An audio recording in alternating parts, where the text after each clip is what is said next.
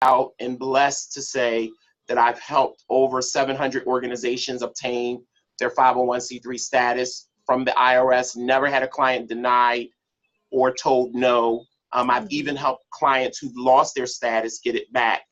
And I just got tapped for a professorship at Villanova University to teach in their MPA program for nonprofit administration. And I'm just very blessed to kind of come through that path. So that's pretty much who I am. I love nonprofit. I love the world of nonprofit. I love talking about nonprofits. So I'm hoping this session will be a blessing to you all. Oh yeah, I'm not worried about that. I am sure. Look, even as you were talking, I was writing down questions. I know it's going to be a blessing. I did stop the screen share just so we can all kind of see each other a little bit, at least so I can see you a little bit better. Yes. How you doing, Tobias? Now, you guys are old college mates, right? Or that came out of UD together around the same time? Well, Tobias went to school with my mom. What? Yes. My mom went back and got her master's at 62. Okay. Yes. And he was a big blessing to my mom. Yes. Wow. Look at that. I love it. And I met someone else, or I know someone else that knows you, William Marshall. Oh, yes. Yes. He was like, oh, yeah, he's good people. He's good people. So I'm glad. Hi, we have a friend here, Carolyn. You didn't tell me we was going to have company. Okay. Can y'all hear me? Yes. Dr. Proctor. Yes, sir. Yes, sir. Listen, when I tell y'all, I didn't even know this was happening. My sister, I've been staying up here with her for my master's degree. And I'm like, I hear this voice, man. I know this voice. And I get on. It's the guy, Dr. Proctor, who did my 501c3. Yep. Swift, right? And so when I tell you something about this brother, man, not only did he help me with that, but he also helped me with like life-wise, right? And giving me that spirit and teaching me in that way. So you got the right guy right here, right now. Believe that. Awesome. Did you get your letter? Did you get your Yes, sir. All we right. in there. Yes, sir. Yeah, I got you. I'm going to do it right now. All right, send it to me. Right now. I love it. I promise you we didn't plan that. That is the Holy Spirit at its finest. But maybe because you did talk about the resource at UPenn that you are, teaching with right now. Maybe if you can talk a little bit about that. So yes, UPenn offers this nonprofit certificate course through their nonprofit institute. It's called the Nutter Institute of Community Partnership. And the name of the session is Nonprofit Institute. And it's ran by Isabel Sampson with a P, Matt with 2 P's. And it's a very competitive program. When I say competitive, a lot of people try to get in. They only have 25 slots. They run it twice a year, fall and spring. They just ran one in June, so they won't be running another one till October. Mm-hmm. The number is 215-898-2020. So I don't think they launched this fall date yet, but it's a great course. It offers a plethora of things from nonprofit administration, how to organize your board, fundraising strategies, public speaking skills, grant writing resources, and it also connects you to the network of University of Pennsylvania and all of their community partners as well as you go through the Institute. It is free and it runs 6 days. So it's from 9 to 3 during those 6 days. And I teach the very first course on the very first day, which is nonprofit administration. I used to teach all of them, but since they broadened it so much, they've expanded who they brought in. Because initially when I started in 2000, it was just one idea. It was just one class. So they've kind of expanded it since then. So, okay. But that's a great resource to those listening to be a part of that institute. Now, so I'm clear, you actually have to be present at UPenn, or is this a course online? It's a course open to the whole community, and you have to physically go to the campus to take the course. Okay. And at the end, you get a certificate. Got it. Mm-hmm. It's a great program, really is. Perfect. Yes. So let's just start from the basics in terms of the nonprofit world, for those who are on the fence on whether they should go nonprofit or for-profit. Maybe just talk to those key differences and what exactly a nonprofit is. So when you talk about a nonprofit, people think you can't make a profit. That is totally not true. The IRS bestows the federal exemption, which is known as the 501c3 designation, to an organization and classifies them as nonprofit based on their mission.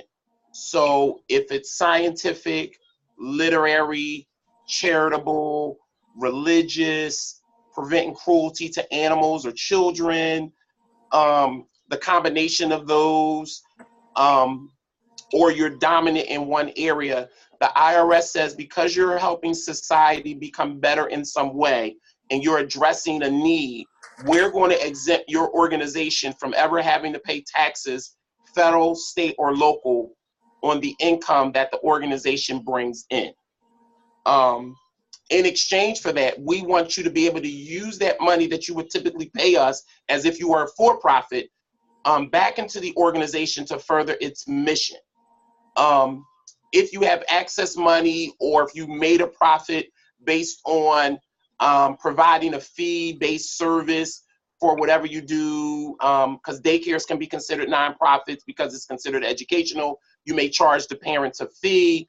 That fee goes into the account. You use that money to pay for the overhead of the nonprofit, and you keep doing that throughout the course of the year. The IRS says, we just want you to report back to us how you got your money and where you spent it, but we're not going to tax you on it. Now, if you had a for-profit, like an LLC, S Corp, C Corp, that says that you're personally benefiting solely from the revenue you're bringing in. And because of that benefit, we're going to tax you on it, federal, state, and locally. The nonprofit says, because your mission is to help people or society, we're not going to tax you on it. So that's the major difference, where the for-profit will have to file a corporate, local, and state return, federal corporate and state return. The nonprofit does not. They're only reporting. And the IRS says we're going to exempt you from that as long as you report to us each year what you're bringing in fiscally, which is called the 990. If you fail to do that for 3 years in a row, the IRS says we're going to take your nonprofit status from you and you have to reapply as if you never had it. So the major differences are the taxes and the mission. I'll start there for now. Okay. I know I gave a mouthful, but no, yeah, those are the major differences. That report at the end of the year, what was that called again? The 990. 990.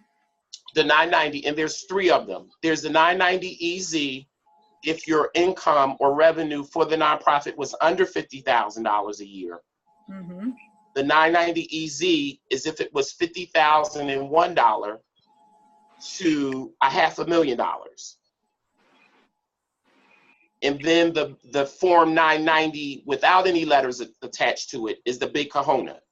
So if you bring in more than $500,000 to infinity, because there's no cap on how much revenue you can bring in. People think it's a cap. It's all about the mission. Mm-hmm.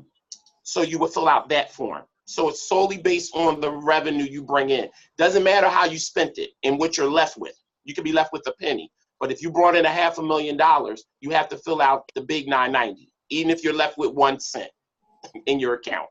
So that's the way they measure it. And if you fail to do that for 3 years, they'll take it from you. I see. Mm-hmm. So when we say revenue, does that also include the grant funding that we received from the organization as well? Correct. Okay. So all Correct. funds funneling in. Okay. Fundraisers, donations you might receive to the nonprofit that people just walk up to you and say, hey, we're going to give you $1,000 check. To the grant that you write from the Walmart Foundation, you receive $10,000. To the big gala you put on and you charge a ticket and you have 500 people show up at $50 a ticket. All of that is considered your revenue because it was deposited into the nonprofit's account. And then from that, you're going to itemize how you spent it. Yes. That's good. Yes. That's good. So I'm gonna let you drive so I can keep talking, but no, let's maybe quickly talk about the importance of keeping money separate since you brought up the account. yes, the name of the game for nonprofit is for your contributions to be tax deductible. Just because you get an EIN number and you're telling the IRS that you're nonprofit doesn't mean you're recognized by the IRS as being 501c3. There's a difference. That determination letter says to people that that money that you bring in, whether it's given to you, whether it's received through a grant, is indeed tax deductible. If there's a service that the person received in exchange for those funds, that's when it doesn't become tax deductible.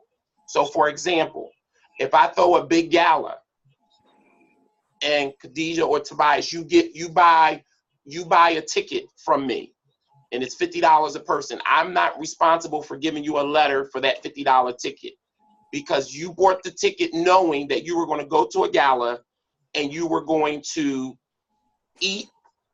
If I'm providing a dinner or there was some type of show or there was some type of performance going on with the gala, you received a service for it. If you bought the $50 ticket and you say, hey, Wesley, give it to somebody, bless them with it, then I can give you a letter saying, hey, you gave $50 towards Wesley Proctor Ministries because we then directed where the $50 went and who got the money versus you physically coming and receiving a service for the ticket. Mm-hmm. Does that make sense? Mm-hmm. Okay. Mm-hmm. Did I answer the question? Yes. Okay. Okay. But I also want you to speak about the bank account. The bank account. Yes. So no commingling of the funds. Yes, no commingling of the funds. So if the organization is having a gala, let's just use that for an example, and it doesn't have enough money and you want to go out and buy the decorations and just give it to the organization, what you would do is take your checkbook, write the check out for the amount of the money it would cost to get the decorations to the nonprofit. So you write the check out to Wesley Proctor Ministries. We're the organization that holds the 501c3. So if the decorations cost $200, you write the check out for $200 to Wesley Proctor Ministries. Deposit the $200 into Wesley Proctor Ministries account. Let Wesley Proctor Ministries purchase the decorations. And then at the end of the year, you being the individual, you being the donor, will in turn receive the tax write-off for giving Wesley Proctor Ministries the $200. Okay. And that's how you keep the funds separate. If you go on your personal credit card and you buy the decorations, that's kind of frowned upon for bookkeeping sake because they don't want you to keep using your personal money without it having a paper trail to the company to show that you indeed purchase the items for the company. It's best to give the company the money and let the company purchase the items. Yes. That makes complete sense to me, and it's almost like God is blessing you twice because if you sow into your own ministry, you're getting a letter at the end of the year as kind of like a tax write-off personally. Correct. And the other thing, I'm glad you brought that up, woman of God. The other thing about nonprofits and for-profits, with a nonprofit, it's board controlled. With a for-profit, it's individual control. You have ownership of it. No one can pretty much tell you what to do. You're in control of that shit, but you still got to pay taxes on that money that you bring in. So if you sell a hat under your for-profit for $10, remember, it's going to be taxed federally, state, and locally. So it's not like you have $10 that you brought in, because it's going to be taxed. And it's totally controlled by you. With the nonprofit, it says when you put that $10 in the account, it's board control. So the board has to come together to discuss and to give that money direction to the programs and services that revenue is going to provide. Mm-hmm. So nonprofit is board control. For-profit is individual control. So no one individual owns a nonprofit.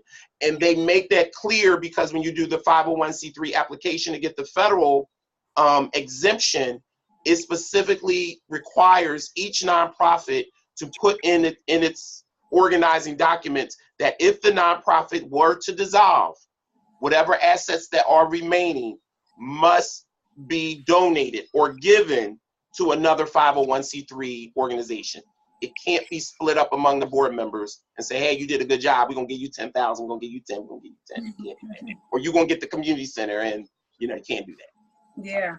You raise a good point. And one of the questions that I had for you was about board members and how to select good board members, and understanding, like what you just said, the dynamics of the board. They control the 501c3. Yes. So, as entrepreneurs, we're typically used to having control. But when we have a 501c3, that control is essentially dissolved among our board members. So one, maybe if you can speak to the requirement on how many board members is necessary, and then any advice on, how to select good board members. Sure. Great question. So the IRS requires a minimum of 3 board members. And in their requirement of those 3, all 3 board members cannot be related to each other by blood or marriage. So if I have me, my sister, and my mom, they'll kick the application back because they say we're all related, and you can't have that because it's not a clear representation. It's just not a good representation. I'll just leave it at that. I recommend an odd number of board members. In the event there's a tie in the vote, the person who's over the board can say, hey, I heard the yes side, I heard the no side, but I'm going to vote this way, and they can break the vote. In terms of selection, when you're just starting out, I think you have more leeway in selecting them versus an organization that's been established and seasoned for a little while. And what do I mean by that? Typically, you want a board member who doesn't mind bringing their expertise, their resources, their talent to the table and bringing it to the organization to further it. You don't want a board member just in name only. Like, for example, you don't want President Barack Obama. I mean, he's a great name to have on your board, but if he's not going to show up to board meetings, he's not going to have the time to commit to it. You just have him in name only. So you have to watch out for that, because name only and people who are very influential, in my experience, don't make the best board members because they're not always available, to make it to the board meeting. And you need people that's physically there when you're just starting out. And from my experience, it's your everyday, ordinary people. It's Shaquita down the street that you grew up with, that can put an event together or could cook really good, that make the best board members because she's all in. She's going to give the commitment.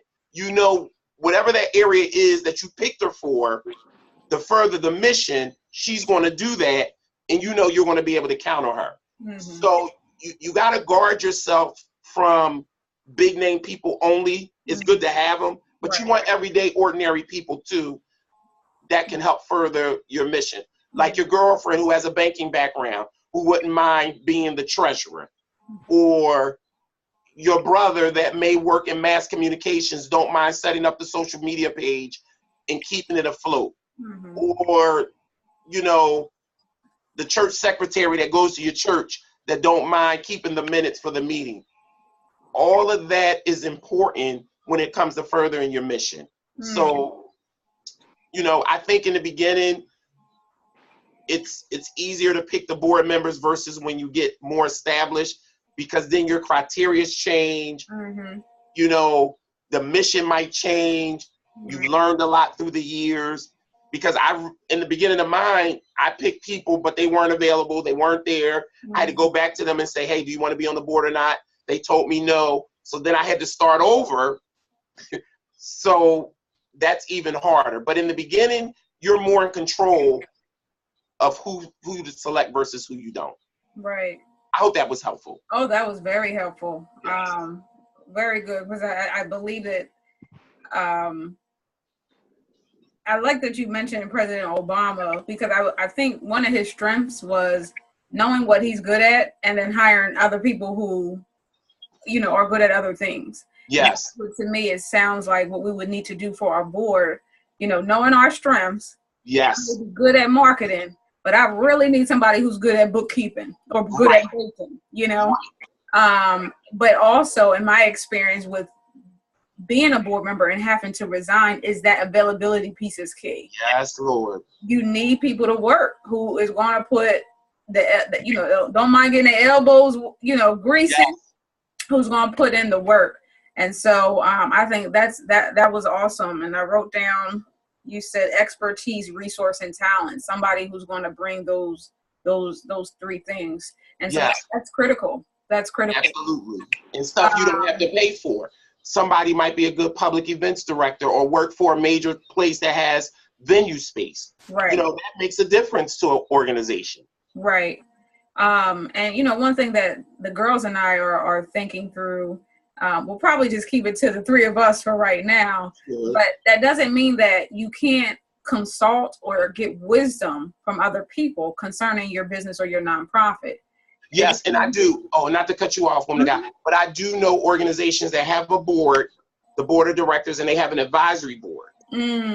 So the advisory board are those key stakeholders like your President Obama, your politician, the people that have major influences, but they don't have to have the commitment like the board does, and they can recommend things to the board, but they don't have voting rights. Correct. Right. Correct. I love that. Yes. And just from my little bit of experience also is, and I think it falls under the resource umbrella, is having someone who does have some connections, who can make those calls and say, you know what, we need a golf, we're doing a golf tournament, and I know someone who runs this. So it does help to have people who are connected in some form or fashion as well, and can pull some strings to be absolutely. Absolutely, woman of God. It makes a difference. It really makes a difference. Yeah. And so, so one of the things you guys can be thinking, if you're definitely going to move forward in the nonprofit realm, is, get in your head those people that you want to plug and play and put into these and put into these positions. And maybe Absolutely. Somebody that may be, maybe somebody who you'll have in the most immediate in the next 60 days, and then maybe somebody who will be great for a 3-year out once you're more established. But Absolutely. For us, for me, it's all about making the vision, making it plain, so creating that on paper. Who do I need? And then find people who can kind of fill that. That was good. Absolutely. And then when you go apply for major grants or funding and things like that, they'll look at your board participation, and they may even ask you, how involved or committed are your board, have they been? And if we don't give you the full funding for this grant, what resources do your board of directors bring that can offset what we're not going to fully give you? So, and all of that is very important. Yeah. Somebody with some deep pockets. Yeah, absolutely. Absolutely. That's absolutely. Awesome. Absolutely. Let's just take a quick pause, because I can keep asking questions. Does anybody have any? Oh, Right on time, Miss Tanya. I see your hand up. Hey, Tanya. Hey, how are you? Good. How are you? Good, good. Look to hear from me in the next 2 weeks. Okay. My question is, and this is where I was kind of stuck. Sure. In terms of board members, Mhm. when I was thinking about there are people that I understand have the kind of knowledge and, skills, but what's a good resource to provide them with a overview of what it is that they're going to be required to do? Like, what are the responsibilities? Is there training somewhere, that I can share with some people that, I'm thinking about approaching? I'm pretty clear on my mission and vision, but what's next? What resource can I provide them to prepare them to be an excellent board member? Well, definitely one of them is the PEN, the Nonprofit Institute would be a great resource to them. I know it's kind of highly competitive to get in, but if they mention my name, that may carry some weight. But also I run workshops throughout the course of the year. And I haven't rolled out the fall schedule as of yet, but I do workshops on understanding the role of your nonprofit board members, basic grant writing, bookkeeping. I have my nonprofit, what do I do next? All of those things will kind of bring together the overarching structure of a nonprofit and what the duties and responsibilities are. I know, being a new nonprofit, one of the things that I would do, if you've already asked them and they've already agreed to be on board and they say, hey, what's my responsibility? And I'm gonna give you a nugget that I've gone by. I wouldn't make anyone an officer just yet. I would just put them on the board, because you need to know, number one, if they're going to be committed and what that commitment looks like. You may want them to be committed for 6 months, even up to a year. And then once that 6 months or year comes, they have the option of rotating off. But then you get to assess and step back and see what their skill sets are, what they bring. Because the banking person may be good at event planning, and you may not want to make them the banking person. You may want to make them the event planner, or the person that you thought was going to be as available is not that available. So you may want to scale back and give them a less committed role to the board. So I think all of those things are important when you're assessing and trying to see what's next for the board. I would have you send them a copy of your mission, the kind of programs and services you may want to provide, bring them all together, kind of review everything, show them, hey, I'm moving in the right directions to legalize this as a nonprofit. Get their input. Hey, what do you think we need to start working on first? Do you think we need to start working on this program, or you may have an idea of what direction you want to go and say, hey, we're going to do the Boys and Girls Mentoring Program first. And that would be the direction the board is given to channel all of its attention and resources and money and resources into, so that way they'll have a clear picture on which direction you would want to go. And then from there, I would just keep building. That's what I did. I said, hey, I want to do the book award first. This is how I envisioned it. This is how I wanted it to go. Do you have any input or suggestions? They gave me input. They gave me suggestions. We were able to write for grants. We were able to structure it, and all of that came through the board. So in my head, the more I thought about it, and I Googled. Which is good. Which is good. It gave me too much information. So, kind of in reading, to start out for a small organization, your boards are your partners. That's what they are. Okay. That's simply put. That's right. All right. So in assessing that, I kind of had to step back and kind of go, ooh, they have skills, but do I really want to work with them? Absolutely. Okay, based on, a previous interaction or just knowing their style. Not that I want everyone to agree with me, right? Because that's useless, right.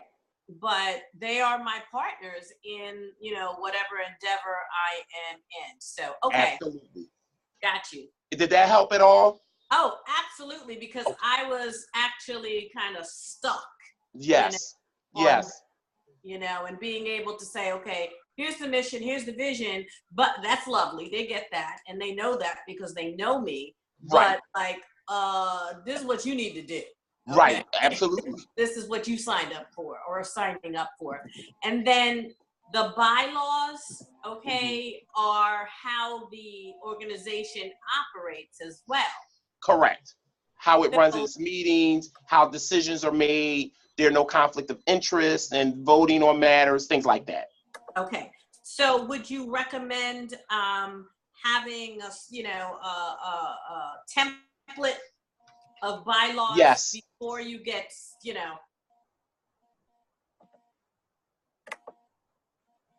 like? Yes, things that I do when you go with me for the services, I do provide you with that template. Okay. You loving me, ain't you? You loving me, ain't you? Look, from the moment you said hello and took my call personally. Oh. Oh. That's my measure. Yes, absolutely. That's my measure. So yes, okay. That was kind of where, like I said, where I was stuck, because I'm like, well, what am I telling him? Right. Don't just do it because I said so. Right. You getting ready to join this organization. That's right. an idea. That's, a baby that I've kind of it's a seedling. And right. I need y'all to get in and, do some stuff. Okay. Got it. And you brought up, woman of God, a great point, because the other thing about the board members is the advantage you have when you're starting up a new nonprofit is that you have to be comfortable. You have to have a flow with them. And that's what people miss, because sometimes it's more expensive and costly to have a board member who is pretty reputable. I hate to say it like this, but you don't want your mission or vision to be changed. Right. So you got to kind of be careful with that, but you do want their resources and their expertise and their help, but you also want to be comfortable with saying, hey, I don't know. That's why you all are joined to me to be partners, because I need your input and your wisdom and your insight, but this is the direction I want to go. And you're not afraid to share that you don't know. I do it all the time with my board. Mm-hmm. I'm like, what do y'all think? I don't know. And then they bring up good points that I never thought about. Mm-hmm.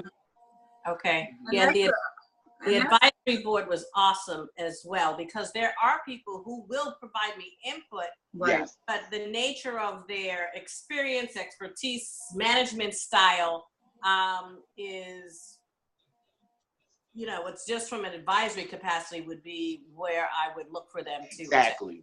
Exactly. And Tanya, I think that's a good point that you raised. I mean, you do want to understand people's personalities and how they manage conflict. I mean, it's just like when you work in corporate, there's just team dynamics that I believe is absolutely important, especially if you guys are going to work cohesively. Not that you guys all have to think the same, but understanding, okay, if we do come into conflicts, how are we going to manage that conflict? So just to catch you up a bit, Shirley, I know you're just joining us. We were just running through really the basics of nonprofit. It feels like nonprofit 101. And this particular discussion is around board members and how to set the expectations for them. And so what I was hearing from the both of you is really just give them a snapshot of what the organization is, the mission, the vision. I think the expectation on how many board meetings you'll have, that's important. When people reach out to me to be on a board, I need to know how often you're going to be meeting. That will determine whether or not I can say yay or nay. If you meet once a week, I'm just going to have to say nay. But if it's once a month or every other month, so I think having that expectation, Tanya, also on how often you're going to be meeting, how you're going to be meeting, where you're going to be meeting, location is crucial. Whether or not you're going to do things online, things of that nature. I think it's just important to just detail as much as possible on what you need and want from them so they can be clear. One organization did want me to sign a document. I guess it was an agreement for 12-month commitment. So I don't know if that's standard, Dr. Proctor. If someone's going to be aboard, do they have to sign an agreement for a year or something? Yes, depending on the board,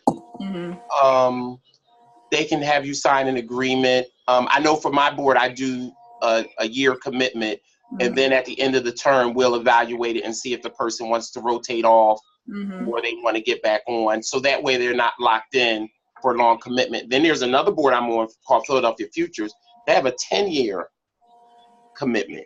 Wow. And they bring in $12 million, and Rick Williams from Channel 6 is on this board with me. But it's a long commitment. Yeah. And I've served probably 8 of the 10 already. Wow. So after the 10th year, I'll be rotated off. And then if I want to join, I have to sit out a year. Wow. Be invited back. So boards have different styles and methods of doing it. And then I've been on some boards where they just have a 6-month commitment. And then you don't even see marriages lasting 10 years. I mean, I hate to joke, but it's the truth. That's a real commitment, and that really takes some, I mean, I would think it would take some thinking, some praying, some fasting on whether or not you can commit to that.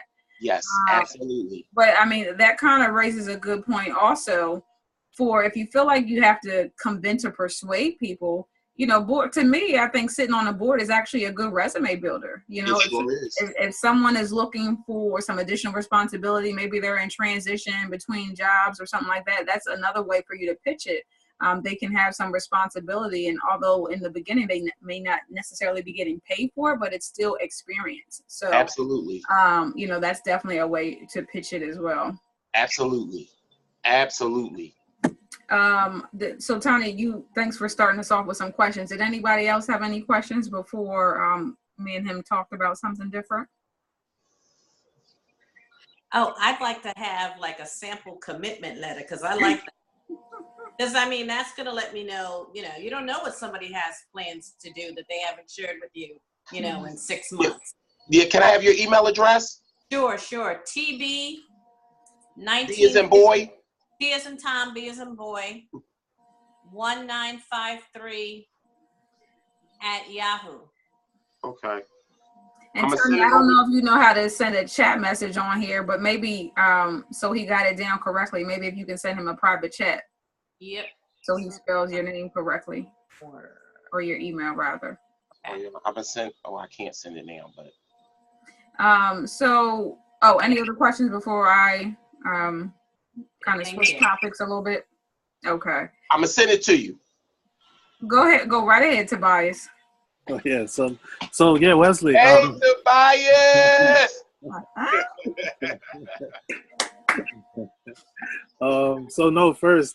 First I have lots of personal questions, but before that, I miss you. Miss you. Yeah, and I mean, hanging with you tonight really, you know, shows me how much I do miss you. So. Miss you too. My first question is this: how do you balance or think about your religious purpose versus your educational purpose, and how do you present that in terms of your, you know, nonprofit and board and everything else? Great question. I don't dummy it down. I'm gonna give you the Ebonics version. I don't dummy it down, but I have to be conscious when you're applying for funding that's not related to religion. For example, for our Book Award scholarship, it was housed under Wesley Proctor Ministries. Funders wanted to give us the money, but because I had ministries in my name, they couldn't give it to us because of the separation of church and state. Regardless of how good my program was, how far it impacted the community, they just said, hey, we think you're a religious entity. I'm like, no, we do promote it, but that's not the only thing we do. So in light of that, I kept hitting that roadblock. So I had to create another nonprofit and put the book program under the nonprofit that didn't have a religious tie to its name, because it blocked me out of receiving a whole lot of resources grant-wise because they thought we were religious.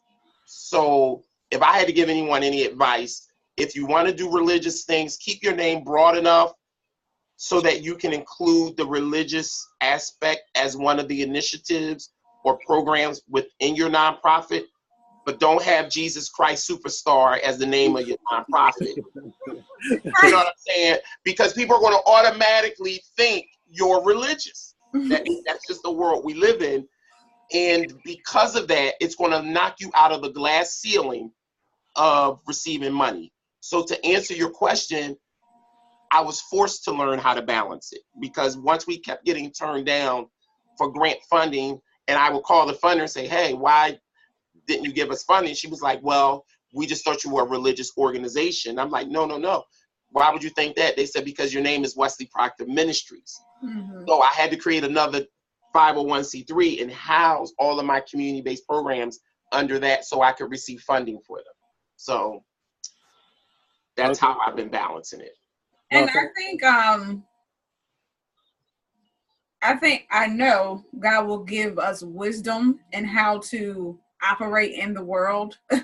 Yes. And our key, the goal in your case, was to get the money. Right. Now, once you get the money and, you're able to get the books, if you want to write a scripture on the book and say, you know what I mean? Like, once you get what you need, then I believe, and in my experience, then you can do essentially what you want. Right. I like that. To me, it's just about branding, but not walking away from our faith, right? Because that's definitely a bold part of who we all are on this call today. But I think God will give us that creativity so we can be appealing to those who are non-believers, or simply to those who are in the world who can't give to religious entities. Right. But I think when you were advising us, I can't remember if it was our mission or vision or something, you did say we should mention a bit about our faith, because I guess it may be in one of those check boxes on whether or not how we're giving back to the community. Right. I think there's just a time and a place for it. But is there, and I don't want to confuse or put words in your mouth, I kind of forget right now. But when it comes to checking that box on how we're making an impact, is there a specific place for a faith-based organization? On the box for the 501c3 application, no. Okay. Well, yes. If you're going to do, it asks you if it's scientific, religious, literary, charitable, and you check all the boxes that apply. Okay. I have clients who may want to do charitable and community things, but it hadn't dawned on them that they may want to do a gospel benefit concert. If they didn't check that on the initial 501c3 application, they wouldn't be violating any laws because it's still under the exempt purposes, if that makes sense. Mm-hmm. So if I wanted to do something religious and charitable, and I only check charitable, I wouldn't be violating any laws. Right. So to answer your question, if you know at the time, yes. Mm-hmm. If you don't know and you say, hey, I want to do something religious, you can still do it. Okay. Absolutely. Okay. Now, if you're opening up a church, then we need to have another conversation. Right. But a ministry is different from a church. Right. A ministry is when you can go around and preach all over the world. You may sell religious-based products. You may do religious-based programming, but you're not in a structure building providing preach word or religious guidance to a group of people as your primary purpose. When it gets to that, then the IRS deems you as a church, if that makes sense. Right. So, the next question, I think, is this. I guess going back to Shaquita, who likes to make cakes. Yes. I mean, when you're developing a nonprofit, you think about people like that, who you think will have a huge investment in your ministry and your cause, but at the same time, you want to make sure that you pay her for every cake she makes. How do you balance that between being an employee, an officer, and/or a board member, or none of the above? Well, when you're a board member, there needs to be an understanding that you're not getting paid. We're starting out, we don't have the money to pay you, and if we did, you would be paid based on your function for the organization, not as a board member, if that makes sense. You're either going to be the executive director, you're going to be an office manager of our community center, something. But we're not paying you to give your resources to help further the mission. So if Shaquita bakes cakes or does food really good, is she going to donate all of the food? Is she going to write a check to the organization to pay for the food? We need to iron that out. And it's sort of understood as a board member that this is what you're bringing to the table. This is why Shaquita was recruited. Because she knows that she brings a skill set, and her skill set is food. And we're going to market and leverage that to help further the mission, whether it's through fundraising, having an event, whether it's through her selling her dinners and we're making money off of it. Hey, the board will buy the food if you cook it. You know, some exchange like that. But when you're a board member, it's understood you're donating your expertise, you're donating your resources, you're donating your time to the organization, which is different than working for the organization. Now, if you want to bless Shaquita by saying, hey, we're going to give you $100 or $500 offering, you know, for all of the hard work you put into the food, that's fine, totally fine. And that's something that the board would decide. But I think you probably would look at how you're going to leverage her resources, donation versus what she's going to be paid for. So Gotcha. If that does that make sense? No, it makes a lot of sense. Yeah. Oh, okay. Yeah. It's tough love. But yeah. Poor Shaquita. Oh my goodness. Any other questions, Tobias, before I switch kind of the direction? Yeah, this next question came up twice in my mind. And it Okay. came up once when you were talking about grants. And I guess also just when you were talking about being denied, I guess my question is the flip question, meaning this. When you were awarded grants, what did they tell you did really well in terms of being a nonprofit? Most grants that I was rewarded for my organization was based on impact. They gave us money to broaden and enlarge what we were, the capacity of where we were now to another place. For example, we got a grant from DHS here in Philadelphia, the Scott grant, which is a community service grant. And we applied for it for the book award. So instead of giving it out to 25 kids for one shot, we were able to do a fall and spring award because they paid for the spring while we raised the money to give the kids for the fall. So it was like an even exchange. So we were able to build our capacity and lengthen the amount of time the kids receive the book award and give them more money at the same time. And then at the end of the grant, we had to report out how many kids we gave the grant to, how many kids were eligible to receive it in the spring. So we had qualifications, so we didn't just give them money. We said, hey, you have to have a 2.5, you got to provide us with your fall semester grades.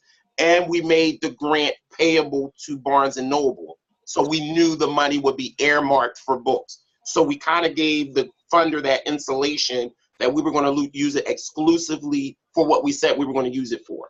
So they bought into it because it gave them a sense of security, of knowing that, hey, you know, this is a genuinely legit book award program. This is how they raise money. And then I was able to give them a commitment from the board. If we never got another individual or community person to give money, the board would pick up funding the whole fall for 25 kids receiving book money if no one else gave. So they had the sense of security of that too. So it was measured by impact, but it was also measured by my board's participation too. And I had to go back to them and say, hey, we're up for this grant, but we have to be able to commit to this. Are we in? And they were able to commit with me. I think that was a good point. Great point. Because for those of us who are visionaries and not necessarily expert in the details, you know, what I'm hearing you say is we have to measure what we're doing. Yes, absolutely. And you need somebody on the team, if it's not you, who is good with tracking the impact that you are having, the partnerships that you're building, even just the contributions that the board has made. Yes. You know, so, and that is something, an area of opportunity for many of us who are leaders over organizations. So Yeah. I thank you for bringing that up. But just, I guess, a simple question as it relates to that. So how were you measuring the impact? So how did you literally just count how many students that you gave books to, or what did that really look like? I mean, do you have it in an Excel sheet? Like how can we make it practical? Like how do we measure? So actually, great question. So they actually fill out an application. So I have it on my website where they can download it. They have to submit it. They have to submit their grades. They have to submit an essay. So we actually have a rubrics that we use to select the 25 kids who are going to receive the book award. And this is how we scored them. And I have an outside committee that does the scoring of the rubrics, the evaluation of the applications, and how we determine who gets the award. Okay. Then once they get the fall award, they get what's called a student verification form, which they have to mail in with their their fall semester grades, proof of spring semester enrollment. And if they fall below the grade point average required, they have to write an essay explaining why they didn't meet the mark. So that way we can tell our funders, this is what happened. So based on those things, we're able to give them, okay, out of the 25 kids, we had 22 that applied for the spring award. And this is the information that they gave us. This is the proof they're in school. We have measurable things to show that we just didn't give them the money. If that makes sense. Yeah. Absolutely. Yes. And I know from another talk that you've done about other rewards that you have received. So do you want to talk about the billing at all? Oh, yes. So one of the greatest advantages of having a 501c3, people in organizations stop at just receiving money and grants and contributions and donations, tangible money, which is great. But in that federal exemption letter, there's also two terms called bequests and devises, which means that the nonprofit can receive real estate, and it also could be left items in someone's will, which we don't really talk about. And those two items, real estate and wills, are all contributions given to the nonprofit that are tax deductible. So my organization got referred by another organization for the work we do to receive property from Wells Fargo Bank. So last April, my organization, and I kept telling my board, I said, I am believing God. I got real deep on them, that we are going to receive a building and we're not going to have to pay anything for it. I kept saying it year after year after year. So we've been in existence. It'll be 11 years in September. So last year, I got tapped on the shoulder and said, hey, I nominated you for this program, Wells Fargo. I contacted Wells Fargo. They gave me the information, put in for what we wanted to use the building for, got together a budget of what it would take to renovate it. Week later, they gave me a letter of congratulatory saying we got the building. First thing they asked me was, did we have our 501c3 federal designation? And without it, they couldn't give us the building because the bank couldn't write off the building as a tax deduction. So we had all that, sent it to them. They cleared the title for us, paid the taxes. I never met anyone from the bank. And all we did was I signed the deed for the building. So we have a building now, and I'm naming the building after Mom, Tobias. So it's going to be the Catherine Proctor Community Center. We own it clear and free. It's a $70,000 building that Wesley Proctor Ministries own. And we're able, because we have the 501c3, able to apply for what's called a real estate tax exemption, which means we would never have to pay real estate taxes on that land because we have the 501c3.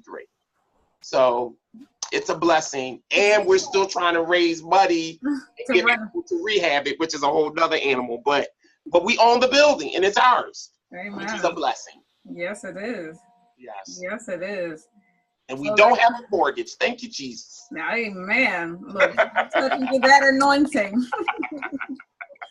that's awesome. I mean, I think that's something that we don't ever really hear about when we're talking about nonprofits. We understand grants and I think that the federal exemptions, but to hear that you can actually get a building. Yes, and I can share that resource with the group. And one of the criteria that they have is that you have to have a 501c3 and you have to have had it for at least 2 years. Mm-hmm. So they definitely look at that. Mm-hmm. So, and then they ask you what area of where you live, the county, would you want to get a building in, and then they'll start sending you information. And some of the buildings they sent me came with assistance money to help rehab it, but the building I picked didn't come with any. So we were pretty much on our own. But I figured, hey, they did the heavy lifting. They cleared the title. They gave us the building. You know, I tried to go after them for money, but they didn't have any. So I was like, you know, so we're pretty much back at, you know, ground one trying to find money. But, you know, I'm just grateful for the building. Amen. Yeah. Amen. I love it. I love it. Darn it, I done lost my phone. I have one question. Go ahead. Go ahead, Tobias. When I leave, you know, I mean, like, for example, I can check various things, you know, against the things that you've taught us tonight. So, you know, I can look at the application and, you know, see what the categories are and check the box. Mm-hmm. But I guess one of my real questions is this, in terms of being Christian, I'm also wondering what things I haven't asked, meaning this: if you were to write a book called Christian Secrets to Running a Nonprofit, what kinds of chapters would be in it? Well, one chapter I would put in it is don't have a religious name. I would have the do's and don'ts. That would be one chapter. And I would spend a lot of time in that chapter because I wish it was things that someone had told me when I first knew that if I knew I was going to be at this place. For example, keeping your name general enough and broad enough where you can add different initiatives under the one 501c3. You're not locked into specificity because of your name. Like Girls Going Global. What if you put a boys program together? People are going to look at your name and automatically think you're just a girl-dominated program. So when you're looking at vision and you're creating these nonprofits and you're coming up with these names that we think God has given us, which I'm not going to negate, but we also have to give room for God to change our plans. I always say, if you want to make God laugh, tell him your plans. You know, so, you know, today it can be about girls. Tomorrow you may want to do something with vets. The next day you might want to do something with boys. The whole direction of the nonprofit's mission could change overnight. I wish someone had told me that. I wish someone would have told me not to put your books and your CDs and all that stuff under your nonprofit. Make that a separate for-profit entity, because I didn't want the board controlling my stuff. You know, I wrote the book, you know, I preached the message, and I don't think the board has a right to tell me. This is my opinion, you don't have to agree, but I don't think the board has a right to tell me, and I may not want to give that intellectual property to the nonprofit. I may want to keep it and buy me a suit. You know what I'm saying? And I want to have that freedom to not have to always consult a board. Now, I understand it's about the mission, but you got to draw the line when it's about me too. So those are just two very good rules that, you know, and I wouldn't make your organization so religious that you don't touch the community at all. Because if you're going to do the nonprofit, and you're going to be about religion, then start a church. Mm-hmm. Or go out and preach, or have religious-based benefit concerts and all that kind of stuff. Mm-hmm. But give yourself room to touch the community, because that's where you're going to get the dollars to fund your initiatives. They're not, you know, I know people don't like this, but they're not going to give us money to proselyte. They're not going to do that. Mm-hmm. So you have to find a way, and you have to get God's mind to find a way to integrate the two without breaking any laws. And that's why I love the word so much, because it comes with principles. Right. So we can use those principles without saying 1 Timothy 1 and 2. Right. We Absolutely. can use the principles of Proverbs and put that into our programs and services, and these people will eat it up, not even know that they're eating up the word. Yes, they will. And my former boss, we ran 21st century after school programs, and she's like, Kadesha, all I did was teach these kids Proverbs, but she didn't call it that. Right. So there's so many principles that we pull out. I mean, even the golden rule, that's biblical. Yes, So it is. what we have to get comfortable with and confident in the fact that God is still using us without us having to quote scripture. Absolutely. Scripture resides in our heart. So as we speak and as we conduct business and as we operate with integrity, they will still see the light of Jesus. And then when you're in that one-on-one conversation with someone, that's when if they need to be led to the Lord, that's when you lead them to the Lord. Absolutely. But I was just having a conversation just this weekend with William Marshall, and I don't remember the gentleman's name, but he was a Mormon guy. You don't tell him I said hello, by the way. I sure will. And I love him, please. I sure will. The Mormon guy wrote a book, and the book flopped because he had some Christianese on it. They told him to rewrite the book, take scripture out of it, still use the principles, and it was successful. And so at this place in our life, I do believe that we're in a season where God is truly sending believers to the marketplace. You know that, Tobias.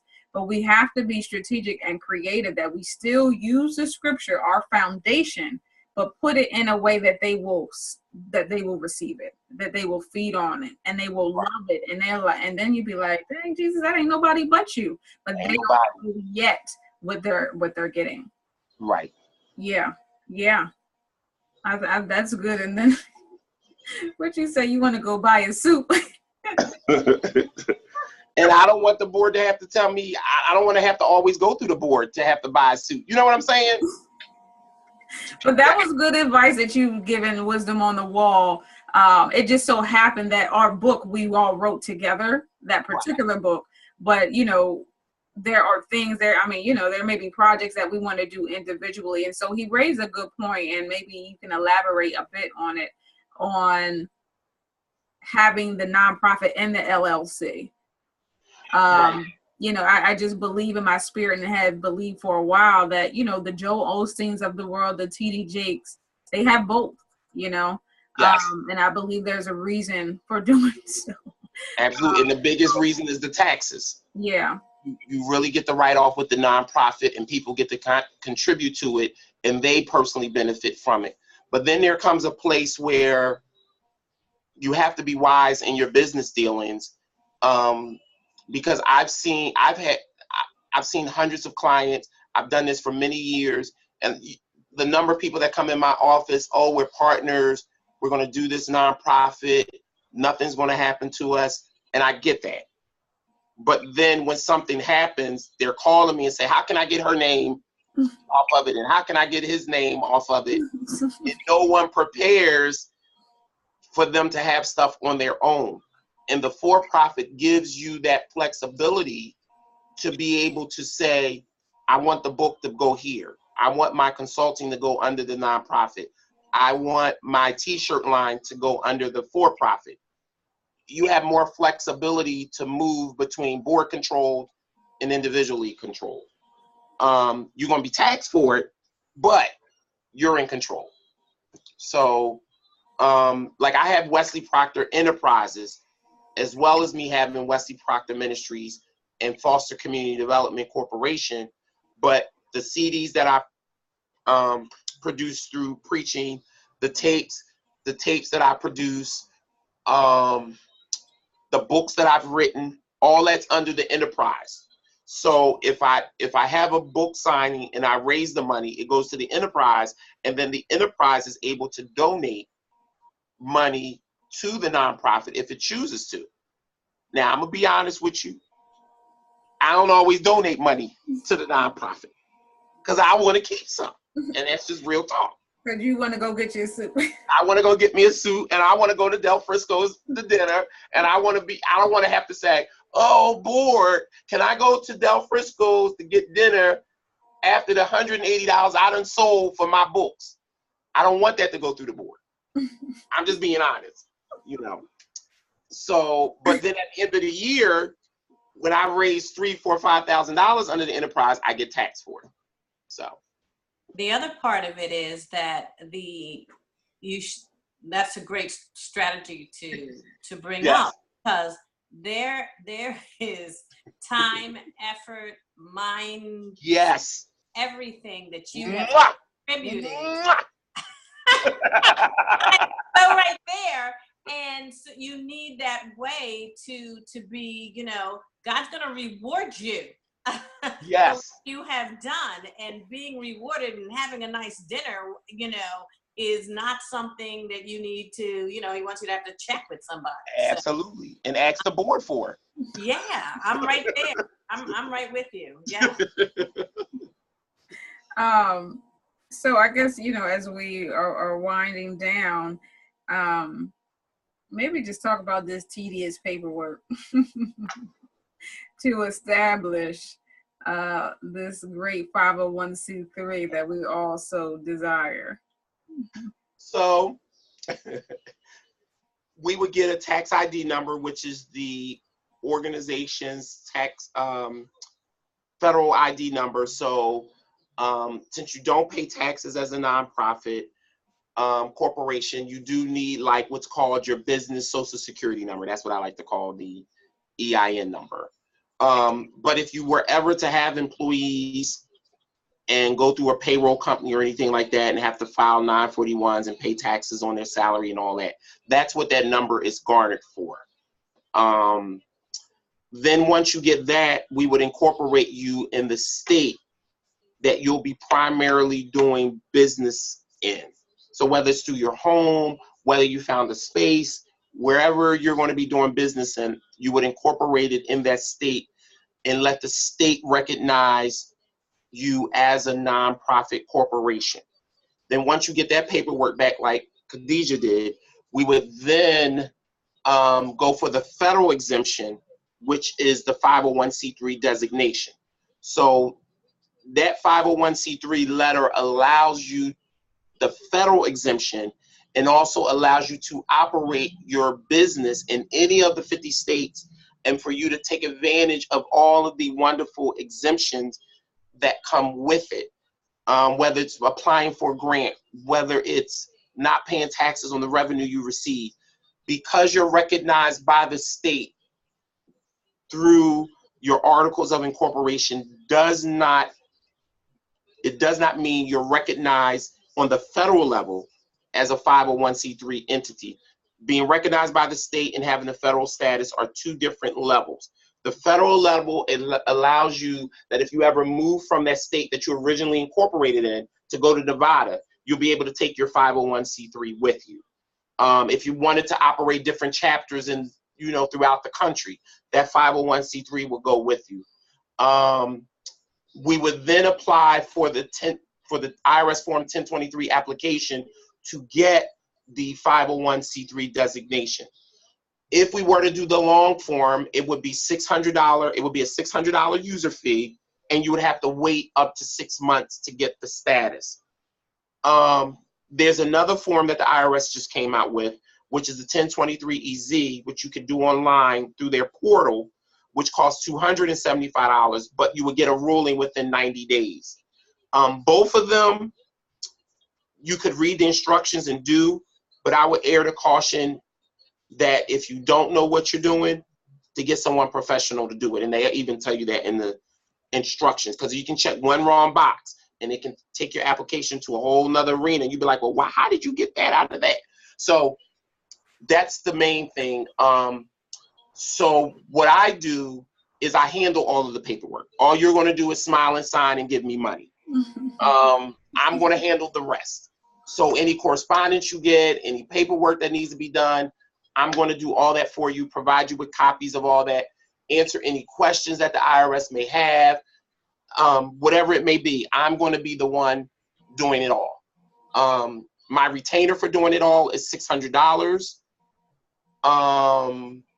and then you have to pay the filing fees. Depending on the state that you're in, for example, Pennsylvania has a $125 filing fee to get you incorporated. We can't do the 501c3 till that comes in, and then you would pay the $275 after that for the 1023 EZ. I recommend doing the EZ because the response is quicker. If you're not a school or church, if you're not starting a school or church, I wouldn't recommend you doing that long form because you get the same results with the short form. It's just quicker. That's my thing. Yeah. And, you know, for me, I think I was the one of the three of us hesitant, simply because I'm cheap and like to hang on to my coins. But I promise you, the day we decided to move forward, and really, you know, we had to count the cost, but we're like, we have the money already. We was blessed enough to receive, you know, donations already. We're like, we have the money. It's taken us forever, right? So being realistic with your time and what you can actually get accomplished. And as soon as we did it, it just moved so smoothly. And I mean, he's calling me the next morning to do everything that we needed to do. And it just was just peace of mind. Oh, So, thank you for that. you know, sometimes you just got to pay people to do stuff that you don't have time or the patience to do. And sometimes you got to pay for peace. Amen. You can say amen to that. I mean, if you need someone come clean your house, do your dishes, come make your food, whatever you got to do to maintain your peace. To do your hair, you know, you pay for your peace. You don't know how to do it, so. Right. I mean, it's just, we got to use wisdom. So as soon as I was okay with letting go of the coins, I got my piece. And now he waiting on me again for paperwork that I need to give him. So at least you got it. I do, and I'm gonna send it to you by tomorrow. So, and it's a smooth process because he's holding your hand, and it's just, you just need, sometimes you need folks. So, what I will do is send his information out in our follow-up email with this recording. That way, if you want to go back and re-listen to some things, because he did touch on a lot. I think I have at least 2 pages of notes, 2 pages of notes. So a lot of information was covered. So I will definitely send you the recording out by the end of this week. And I'll give you his information that way. If you want to partner with him, great. If you just have a few additional questions, I know he's a great resource. And he always makes himself available. So I've been blessed. I don't know about you. I'm blessed too. Thank you for having me, guys. Thank you for taking the time. You're welcome. You're welcome. I enjoy talking about nonprofits. I could talk about it all day long. So now let me see. I'm going to reshare the screen because I wanted to show you the save the date, and I don't remember to save our next meeting, so I got to pull up the screen. Let's see. And I want you to save the date for the Live on Purpose conference coming up. Oh, nice. When is it? So the Live on Purpose conference I've been doing since 2015 was the first year. Did it for 3 years, took a break, and now we are going to do it in October of 2019. And let me just pull it up so I can know what I'm doing here. Ooh.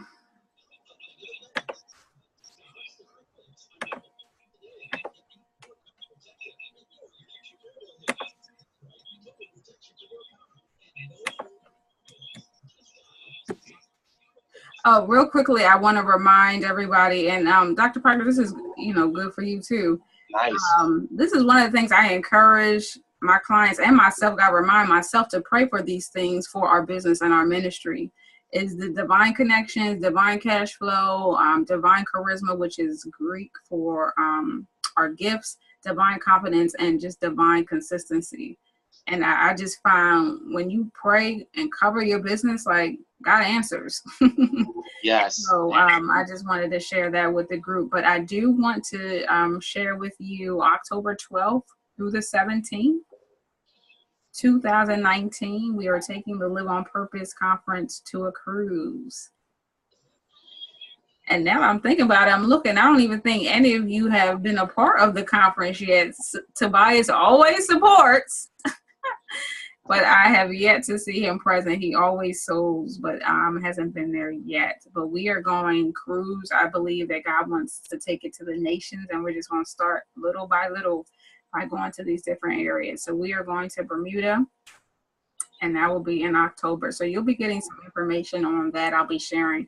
But I wanted to share it with you first. I haven't made it publicized. I'm going to talk to my family about it, but I wanted to share with you first, and then I'll be opening it up to the public.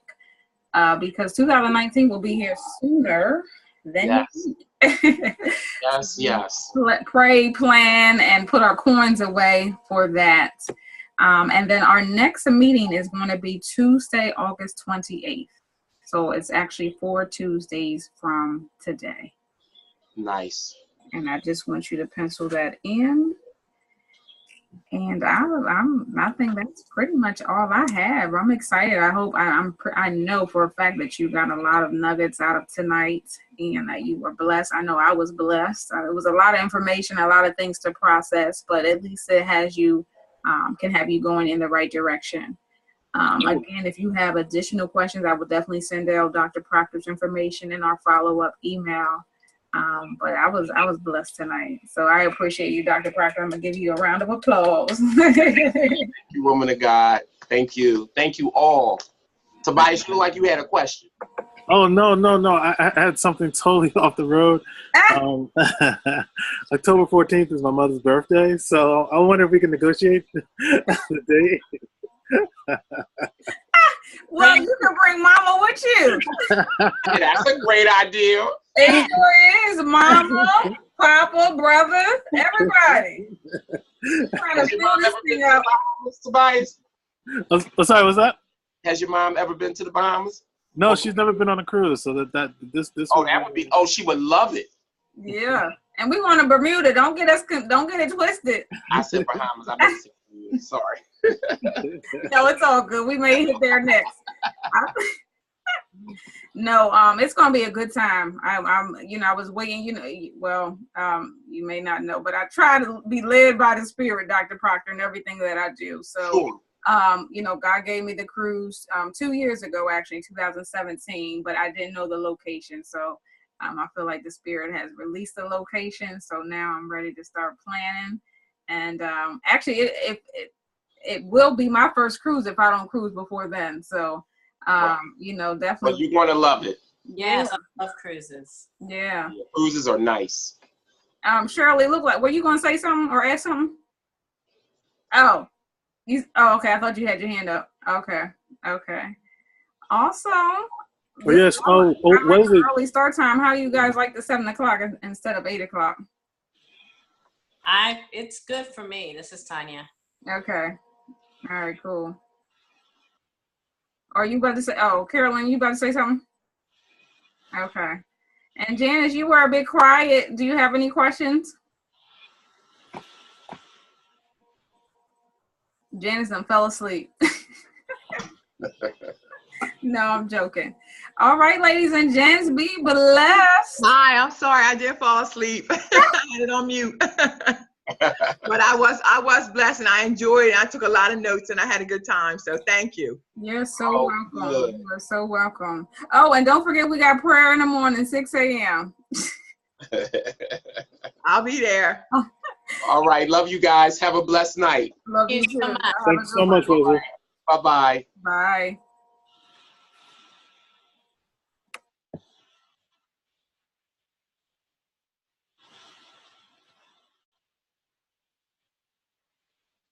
Kadesha. Hey, before we go, guess what I did today? Wait a minute. I'm trying to figure out who is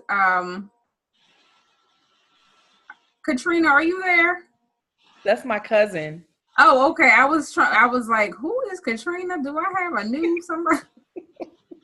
For the life of me, I couldn't figure out who it was. What did you do today? I went to the gym. Did you? For half an hour, yes. Good. Yeah. Girl, you gonna be in pain in the morning. Yeah, I'm all right. I'm a little sore and I'm like, oh God, I'm sleepy. It's time to go to bed. Yeah, it felt good though. It was just a half an hour, but it felt good. My friend Steve, the one who was talking to Dr. Proctor, he didn't force me to go. He just suggested I go, and I was like, okay. Yeah.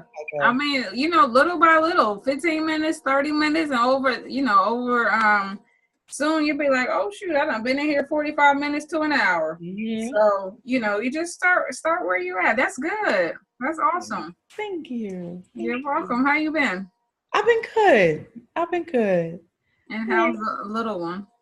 He's good. He's back up in Plymouth meeting with his grandparents. Okay. For camp. He'll be gone for 2 weeks. And then he'll be coming back, getting ready for school. Okay. Yeah, but he's been here on and off.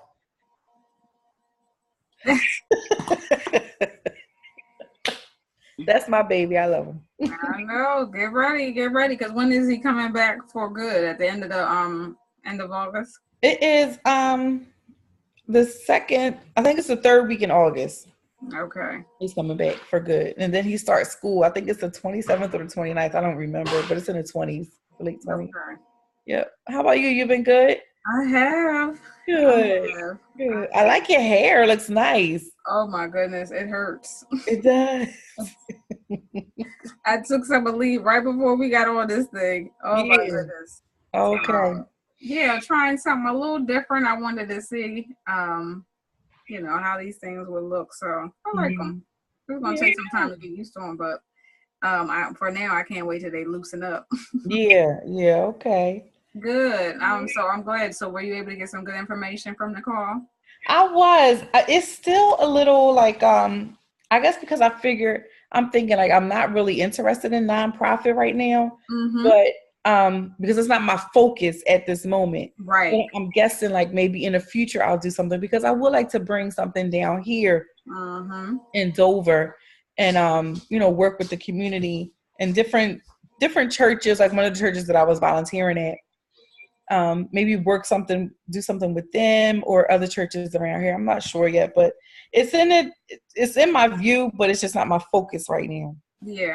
Yeah, but it was a lot of good information. Yeah, and it's one of those things where it may be like parking lot information because it's not necessarily relevant right now, but it's something, you can use in maybe 2 to 3 years out. You never know when it's going to be useful.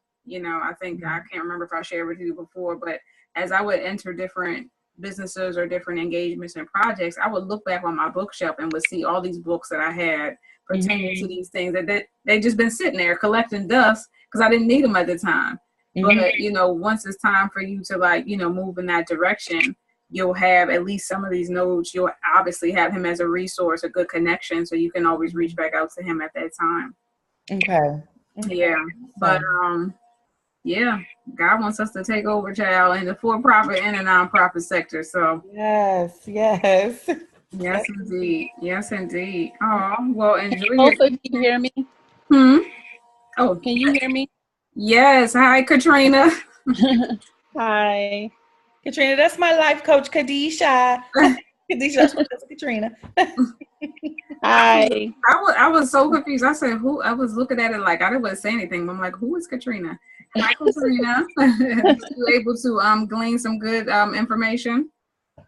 Yes. Most of the stuff I already knew because I do a lot of research anyway. I want to have I'm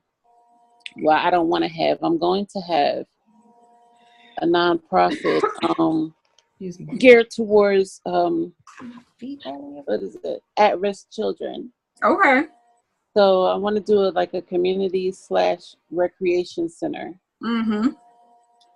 And I haven't done research down here yet to try to find out how many community centers they have down here. But I know that one just opened up not too long ago. So I'm trying to figure out where I want to have that. But right now, I am trying to focus on my for-profit.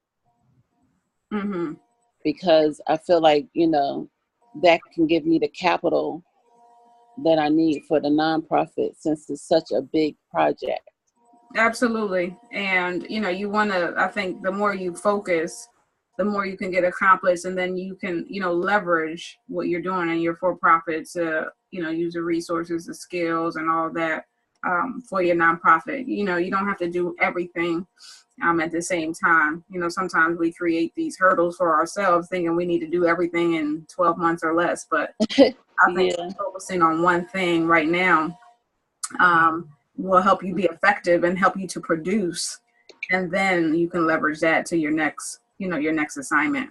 Yeah, because see, that's what I've been doing. I've been like trying to work on all of it because I have like so many different ideas, but then nothing's getting done. Right. So then I was like, you know what? I'm going to have to put that on the back burner because that's a huge project. I'm going to need a lot of resources.